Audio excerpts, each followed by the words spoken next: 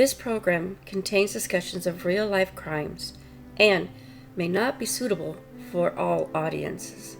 When Darkness Falls is created for educational and awareness purposes, every effort has been made to ensure accuracy, and we tell these stories with deep respect for the victims, their families, and their communities. The goal is not to sensationalize, but to remember, to understand, and to learn.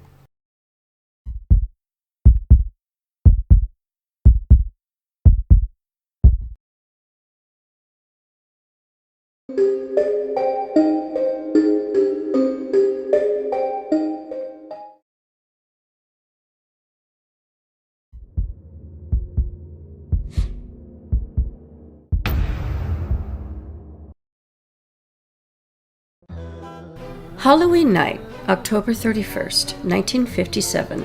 Los Angeles was buzzing, kids in costumes running through the streets, candy bags rustling, laughter echoing down the blocks. By late evening, most families had turned off their porch lights, kids were tucked into bed, and the Fabiano's house was finally settling into a quiet night. But just before 11 p.m., the doorbell rang one last time. The single ring would shatter the calm and led to one of the most chilling true crime stories ever tied to Halloween. A twisted mix of jealousy, obsession, and betrayal that evening ended in murder. In this episode, When Darkness Falls, we uncover the story of Peter's murder, a twisted relationship that led to it, and why the case still haunts true crime history. If you're drawn to true crime stories and cases of obsession or betrayal, you're in the right place. Please subscribe to When the Darkness Falls, because here, the darkest stories don't stay hidden. Halloween night, the air is crisp, the jack-o'-lanterns glow, and the children parade through the streets. Their laughter mingles with the rustling of the fallen leaves, and every porch light seems to flicker with the promise of candy and delight. But Halloween has carried two faces. One, the innocent fun of costumes and sweets. The other, a dark side, a night where masks hide intentions, shadow stretches long, and sometimes the real monsters come to the door. On October 31st, 1957, in a quiet Los Angeles neighborhood, one family's Halloween ended not with joy, but with tragedy. This is a chilling true story of Peter Fabiano, a man who answered the door to what he thought was one last trick-or-treater, only to find betrayal, obsession, and death awaiting at the doorside. The Fabiano's house had enjoyed the full night of trick-or-treaters. Peter and his wife Betty handed out candy and watched the neighborhood come alive with costumes. By 11 p.m., things had grown quiet. Porch light switches were off, and the Fabianos headed upstairs. But then the doorbell rang. Betty urged Peter to ignore it. It was late, and surely no children would be out.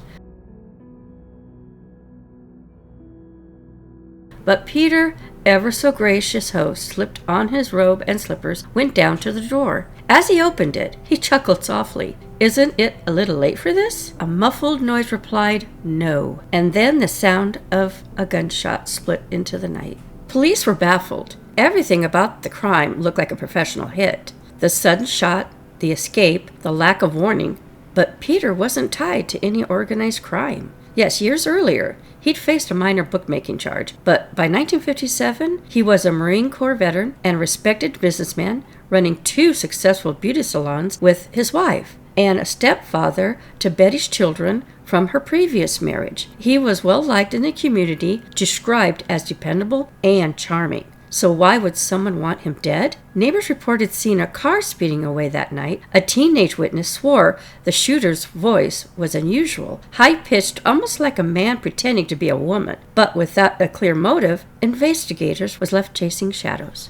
Then the detectives began peeling back layers of Peter and Betty's life. And what they found was far from the ordinary. The trail soon led to Joan Rabel, a 40-year-old photographer, a divorcee who had once worked at one of the Fabio's salons. Joan was known as witty, independent, and somewhat aloof, but beneath her charisma was a woman with complicated relationships, particularly with Betty. During a rocky period in Betty and Peter's marriage, Betty had actually moved in with Joan. The two women grew very close enough that friends speculated their relation was far more than platonic.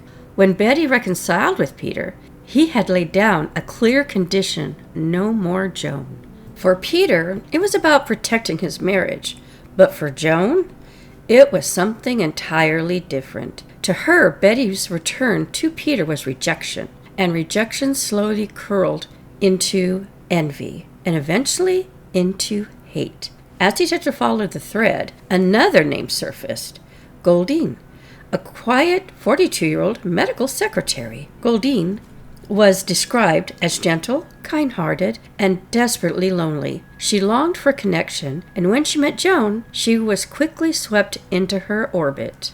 When the investigators had questioned her, she cracked. She confessed not only to being at the Fabiano's house that night, but to pulling the trigger. Now, according to Goldyne, she said she dressed in men's clothing, makeup, and mask. She had posed as a trick-or-treater. She said she hadn't acted out of hatred for Peter. She actually was under Joan's influence. Goldyne told police that Joan had manipulated her for months. She fed her lies that Peter was abusive, that he hurt Betty, and that he was a cruel, dangerous man. Joan even claimed Peter was involved in drugs. Over time, the stories worn down Goldyne's defenses. She said Joan had almost put her under a spell. Desperate for approval, desperate for belonging, she agreed to help. But make no mistake, this was Joan's plan. Joan had picked Halloween night, knowing a disguise wouldn't raise suspicion. She borrowed a car, she provided clothing, and the mask, and the gun hidden in a paper bag, and she sent Goldyne to Peter's door with deadly intentions. With Goldyne's confession, the mystery unraveled. Police recovered the gun from a storage locker she had rented. The evidence was clear. Joan was arrested as the mastermind. The press dubbed it as the trick-or-treat murder. The story had everything: a suburban home, a shocking Halloween setting, whispers of forbidden relationships, and a plot that ended in cold-blooded killing. Newspapers across the country ran the story daily, and the public followed every twist. In March 1958, both Joan and Goldyne pled guilty to second-degree murder. Their sentence? 5 years to life in prison. For many, it felt far too lenient. A planned, calculated killing carried out on Halloween night, and yet the women could be free in just a few years? And indeed, both eventually were. Goldyne lived quietly after her release and passed away in 1998. Joan's trail faded almost immediately. After prison, she disappeared from public records. Her later life was shrouded in mystery. For Betty, the loss was devastating.